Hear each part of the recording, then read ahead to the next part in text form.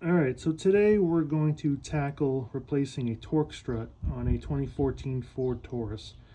Now this part will likely be the same for 13 through 19 Taurus with the naturally aspirated 3.5. The twin turbo SHO has a little bit different mount, so it'll be a similar process, but the mount construction itself is a little different. You may need different tools.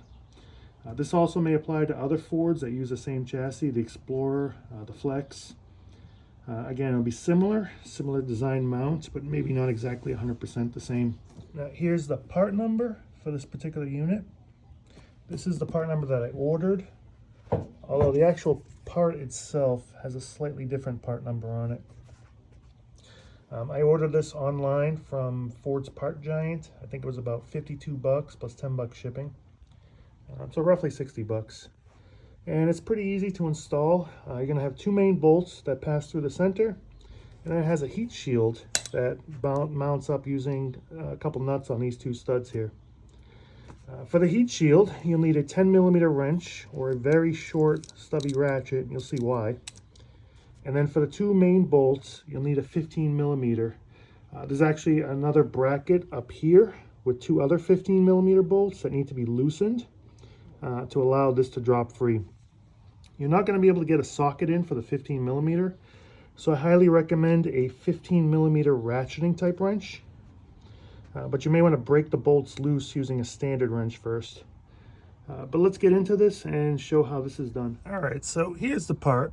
You can see my dust cover is quite crusty, but you can see that there's two bolts here, one here and one there that hold the cover on.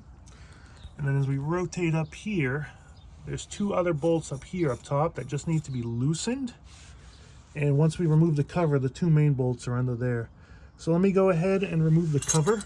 Now, a short ratchet like this will manage to fit up here and be able to get in there. You do have tight clearance with the exhaust pipe, but these two bolts can be definitely broken loose using a ratchet. And then you'll want to come in there probably with an open end 10 and loosen it.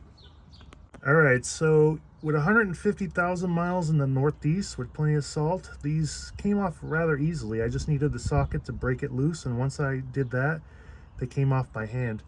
Now you can see the four bolts. These are the two main ones that pass through, and then up top are two additional ones that you just need to loosen. Again, the top two you do not need to remove, just loosen them.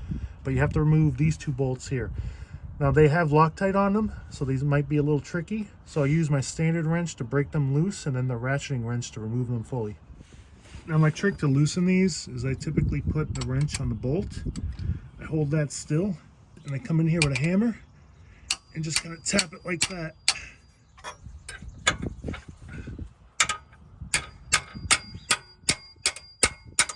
That did not take much to get those to come out. And we'll try the two top ones. Again, put the wrench on there. May have to double wrench this because I don't know if I'm going to have enough room to swing my hammer. We'll try it. Yep, I'll try double wrenching that. And then with the ratcheting wrench, you can simply just remove those bolts here. You're not going to be able to get a socket in there, although this one you can kind of get in on this angle here. And this one you might be able to get as well. It all depends on your extension length, but I highly recommend just purchasing a ratcheting wrench like this. It'll make it a lot easier. All right, so once you've loosened the two top bolts here, you just want the bracket just loose enough. And as you can see, it will pivot out of here. There's some fingers on the opposite side here. Those are what are capturing the actual bracket. But after that, you can wiggle it out, and you're good to go. Now, just for reference, your longer bolt will be towards the front, mounting into the engine, the actual transmission, and the short bolt is what mounts the chassis. All right, so these do have different part numbers. This is a DG13, and this one is an EG13. I don't know what the difference is, but obviously you can see the color is different. This one here does have some separation and cracking in the rubber. You can see it's pulling apart there as well. So we're going to go ahead and replace this and see if it makes a better difference. So to reinstall this, the one thing you got to pay attention to is that there's 3 receiving slots here. for the small pins on this side. So when you insert this, you really want to make sure that you get that to engage properly, just like that. And you'll know you have it because you'll notice when you go to pivot this, it takes the entire bracket with it. So once you have this all set, you can go ahead and install your bolts. Again, short one in the front, long one in the rear. And these bolts were originally equipped with Loctite, blue Loctite in this case. So I'm going to go ahead and reapply some blue Loctite and then put the two bolts in.